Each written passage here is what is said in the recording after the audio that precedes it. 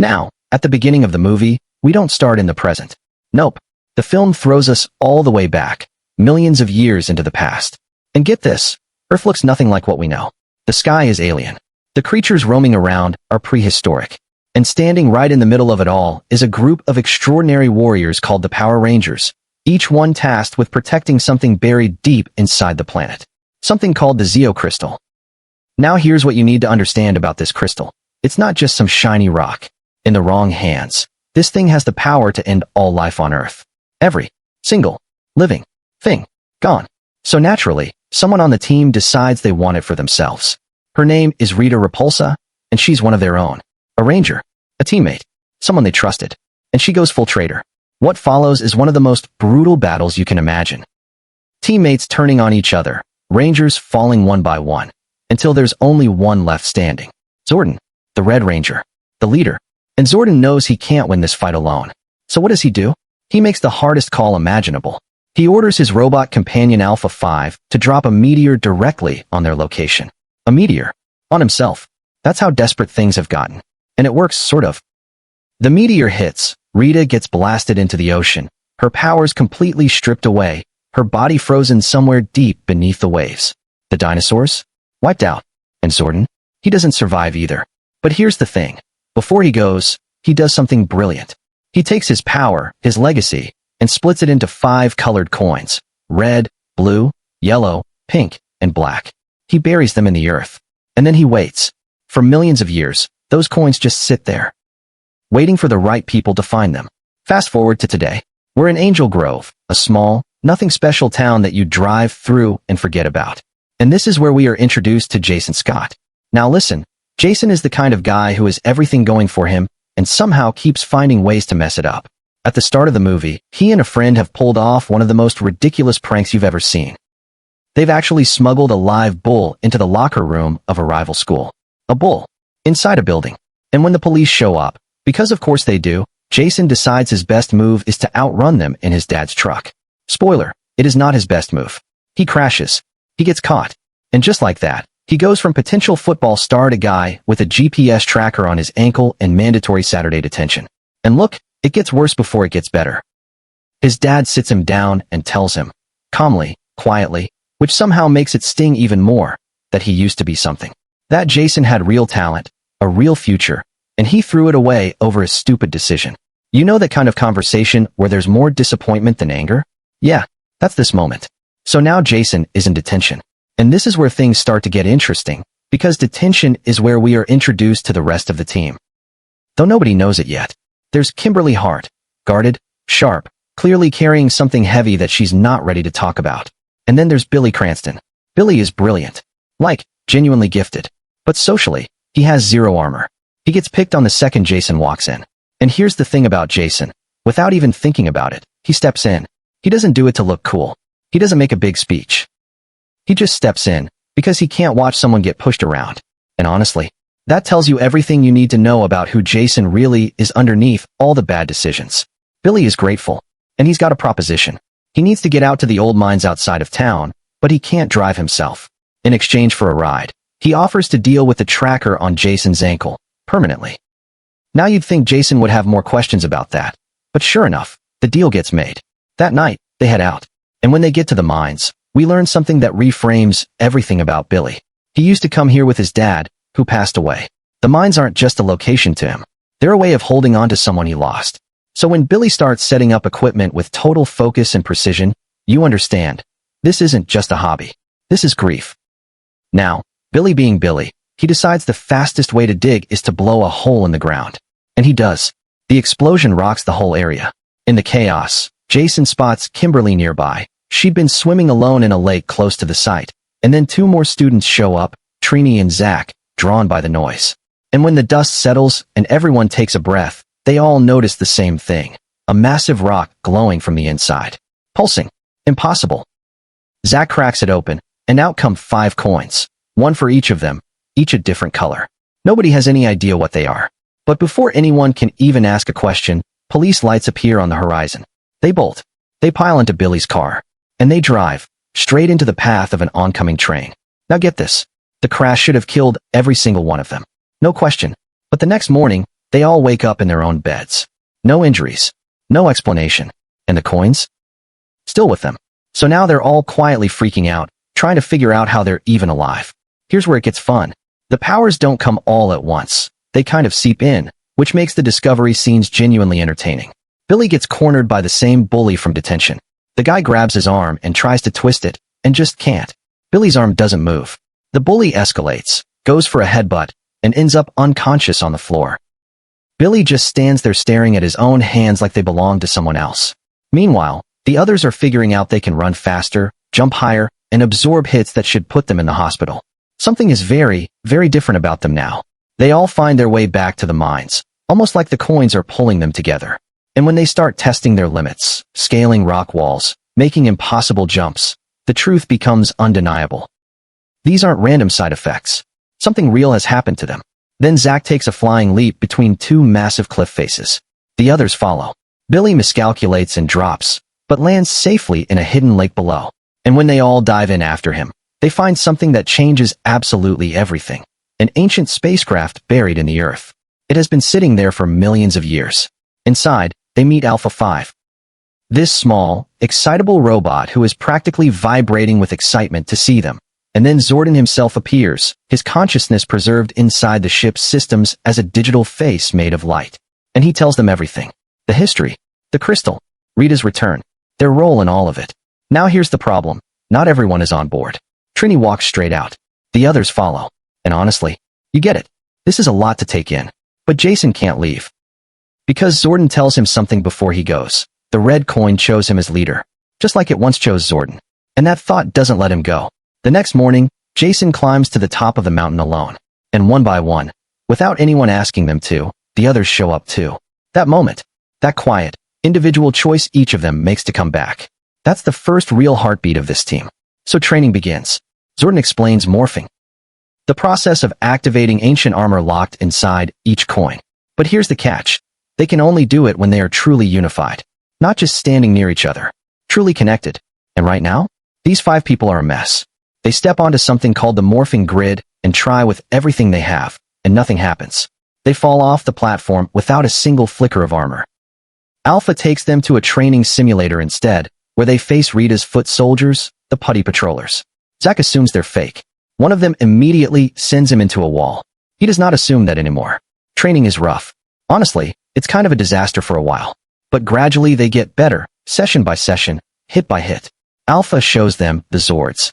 Massive ancient war machines shaped like prehistoric creatures. T-Rex for Jason. Triceratops for Billy. Mastodon for Zack. Pterodactyl for Kimberly. Saber-toothed tiger for Trini. They're extraordinary. And completely inaccessible until the team can morph. Then Zack, being Zack, decides to just go ahead and try his Zord without permission. It goes exactly as badly as you'd expect. The Mastodon tears through the mountains like a runaway train. He barely gets it back, and when it crashes through the cave wall and nearly flattens everyone, Jason completely loses it. The argument escalates. It almost becomes a full brawl. And then Billy, this same kid who 3 days ago couldn't defend himself against a bully, steps between them and physically pushes them apart. And in that split second of genuine emotion and real connection, his armor appears. Just for a moment. Blue light. Then gone. Everyone freezes. But they can't get him to do it again. And Zordon, frustrated and hiding something, dismisses the team entirely. He tells them flat out, they're not ready. They leave with their spirits crushed. And that's when Jason walks back into the ship alone and hears something he absolutely was not supposed to hear. Zordon and Alpha are talking. And the truth slips out. If the team morphs, a window opens. A channel through which Zordon's consciousness could return to a physical body. He would live again. All of this urgency, all the pressure, the training, it wasn't purely about saving Earth. It was also about saving Zordon. Jason is furious. He confronts him directly. Zordon can't fully deny it. And Jason walks away, not from the mission, but with something harder to carry, the knowledge that they've been partly used. He tells the others they'll do this on their own terms. Meanwhile, and this is the part that should genuinely creep you out, Rita Repulsa has been awake for a while now. The fisherman who pulled her body from the ocean had absolutely no idea what they'd brought on board. She's been moving through the city in the shadows, draining energy from people, slowly rebuilding her strength. Now she walks into a jewelry store and rips the gold out of the walls. A police officer tries to stop her. She doesn't even slow down.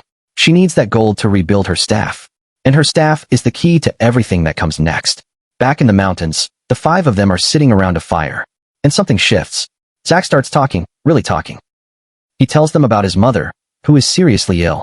He says that every single day, he comes home not knowing if she'll still be there. Then Billy quietly shares that the mines meant so much to him because his dad used to take him there. His dad who is gone now. That's why he went back. That's why he set off the explosion. He was trying to feel close to someone he lost. Kimberly isn't ready yet. Jason admits that the whole town sees him as a cautionary tale. The guy who had everything and wasted it. And Trini says simply that she's never found anywhere she fits. Not one place. Not one group. Just always on the outside. And sitting around that fire, five people who had absolutely nothing in common realize they share the one thing that actually matters. They all know what it feels like to not belong anywhere. But the night isn't done with them. Rita finds Trini alone when she gets home and corners her with a threat. Betray her friends. Tell Rita where the Zeo crystal is hidden, and she'll let her live. Later, Kimberly finds Jason and finally opens up about her own secret.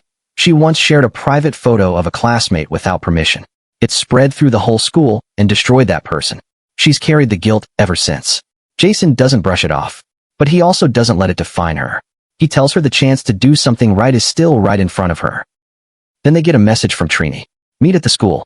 When they arrive, she tells them about Rita's visit, the threat, the offer. And just like that, the danger isn't theoretical anymore. It has a name and a location, the old shipyard. So what do?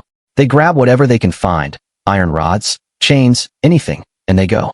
No armor, no Zords, no backup, just five teenagers walking into a trap.